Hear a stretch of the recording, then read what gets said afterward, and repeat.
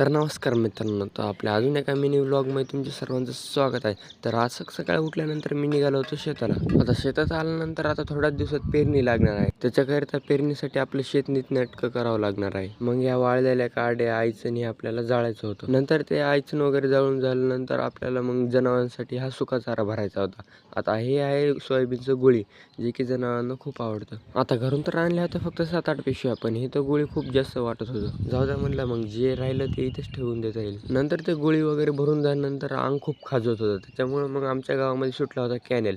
मग गाडी घेऊन लगेच कॅनेलला गेलो. मग येताना पप्पा म्हणले, असं तसं तू कॅनेलला गाडी घेऊन पोहायला जात आहे तर गाडी सुद्धा धुवून आण. आता पाण्यात मी उतरावंच म्हणलं, तोपर्यंतच माझ्या ह्या मित्राला पाण्यामध्ये मासा सापडला. मग पाण्यामध्ये बघितलं ह्याला पाण्याच्या बाहेर काढलं. आता ह्याला थोडंसं लागलं होतं, त्याच्यामुळे ह्याला पोहता येत नव्हतं आणि हा जिवंत सुद्धा होता. आता बघावं म्हणलं अजून ह्याला कुठं कुठं लागलं आहे. आणि नंतर बघून झाल्यानंतर आम्ही ह्याला फेकून द्यायचा विचारच करत होतो पाण्यामध्ये. तोपर्यंतच माझ्या ह्या मित्राच्या मनात काय आलं की त्याला कच्चाच खायला लागला. नंतर मग दुपारचे 4 वाजणारच होते आणि माझ्या मित्राचा फोन आला की आपल्याला जायचं क्रिकेट खेळायला. आता बाहेर आलो तर बघितलं तर काय, इथं माझे मित्र लहान लेकरं आणि माती खेळत आहेत. आता ग्राउंडकडे आम्ही निघालोच होतो, तोपर्यंत या रस्त्यामध्ये गायी वगैरे आल्या. आता इथं ग्राउंडकडे आल्यानंतर लागली होती तहान आणि इथं पाणी पिण्याकरिता काही नव्हतं. त्याच्यामुळे मग आपला जुगाड लावला. पळसाच्या पानालाच वाटी बनवली आणि पाणी प्यायला घेतलं. आता आज ऊन तर खूप पडलं होतं. दुपारचे 4 वाजले तरी सुद्धा तुम्ही बघू शकता की किती ऊन लागत आहे.